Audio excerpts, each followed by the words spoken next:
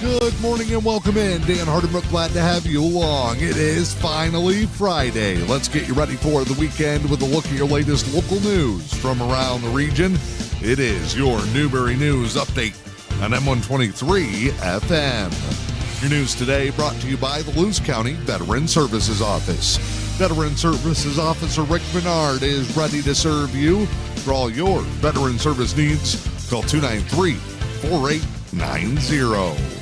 In your latest local news this morning, the Engadine Consolidated Schools Board of Education making a vote that will make students of the district very happy.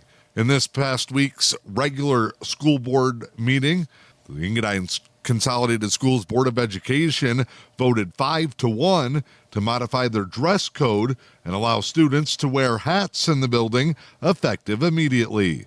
Following the vote, students in grades 7 through 12 are now allowed to wear hats during school hours at Engadine.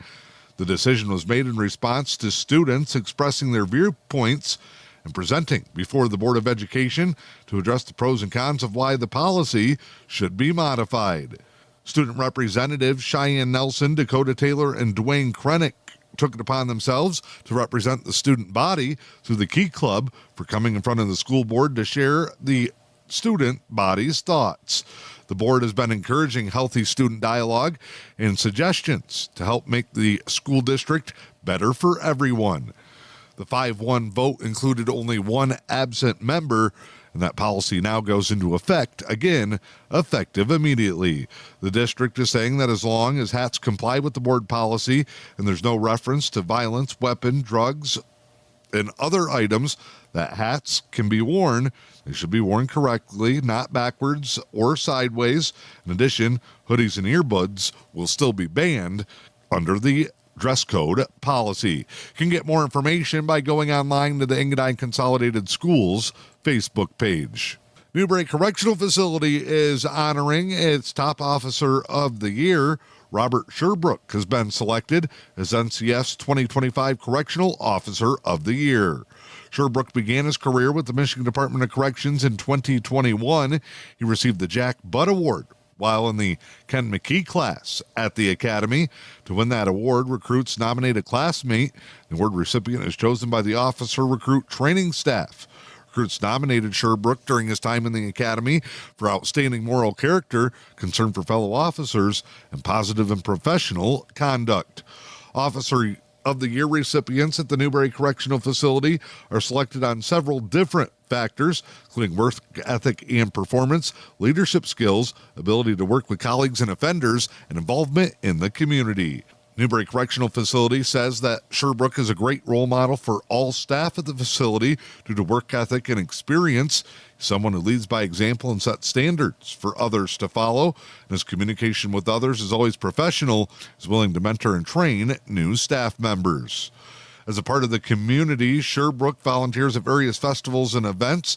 He's a member of the Luce County Sheriff's Department Auxiliary and assists local law enforcement, fire departments, and emergency medical services during emergent and planned events. You can get more information on Sherbrooke's selection as the Newberry Correctional Facility Officer of the Year by checking out the most recent edition of the Newberry News.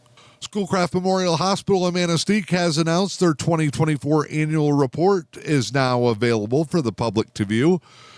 Items are available online. You can go to scmh.org and click on Annual Report under the Community tab. The comprehensive report highlights Schoolcraft Memorial Hospital's financial performance, medical equipment upgrades, department achievements, community events, and fundraising initiatives that help shape the hospital's role in the communities in the past year. Schoolcraft Memorial Hospital says they remain committed to providing excellent healthcare services while investing in advanced technology, improving patient care, strengthening community partnerships. You can also get a link to view the 2024 annual report for Schoolcraft Memorial Hospital by clicking the link available on their Facebook page. The LMAS District Health Department is looking for someone to work with their UP Mom program. They need a community health worker for the UP Mom program. The position is full-time with benefits, is based in the 4-county area with offices in Newberry, St. Ignace, Munising, or Manistee. The CHW will provide health and human services for pregnant mothers and infants with a history of current, at-risk, or substance use disorders. High school diploma or equivalent is required. CHW credentials and experience with social services, substance abuse disorders, public health are preferred, but not required. Get full details on the position and how to apply by checking out the most recent edition of the Newberry News. I'm Dan Hardenbrook. That is your latest local news this morning. It's your Newberry News Update on M123 FM. Your Friday news headlines brought to you by the Luce County Veteran Services Office. Remembering everyone deployed. Every Friday, a Red Friday. The Luce County Veteran Services Office. For more information, check out their Facebook page or call 293-4890. Time now to check in with sports this morning. In the 8th grade Eastern EUP Conference Championship game last night, the Engadine Eagles win a thriller over the Rudyard Bulldogs 35-31. The Eagle Junior High 8th grade team crowned conference champions for the 2024-2025 season. Logan Chippewa led the Junior Eagles with 16 points. Seth Bukovich had 14. Engadine edges the Bulldogs by 4 in a rematch from last year's contest. The varsity hockey season came to a sudden end in the opening round of the MHSAA Regionals last night.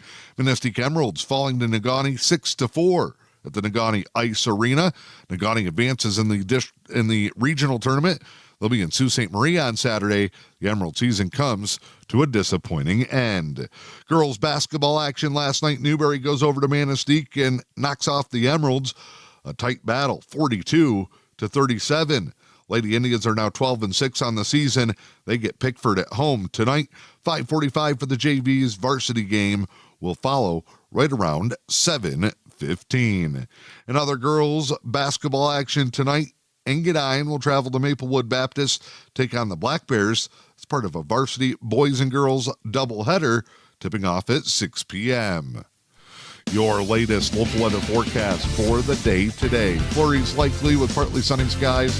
Highs in the mid-20s. Light southwest winds increasing 5 to 10 later in the morning. Saturday, mostly cloudy. Highs will be in the mid-20s. Wind chills in the single digits. Southwest winds 5 to 10. Sunday, 30% chance of snow. Cloudy. Highs in the low 30s. I'm Dan Hardenbrook. Have a great weekend. This is your Newberry News Update on M123 FM. Attention veterans and their families. The Luce County Veteran Services Office is here to support you with a wide range of services. We assist with VA healthcare eligibility, compensation claims, counseling services, benefit coverage, state and county emergency relief funds, and more. Contact your Luce County Veteran Services Officer, Rick Menard, at 906-293-4890. The Luce County Veteran Services Office, proudly supporting our community's veterans.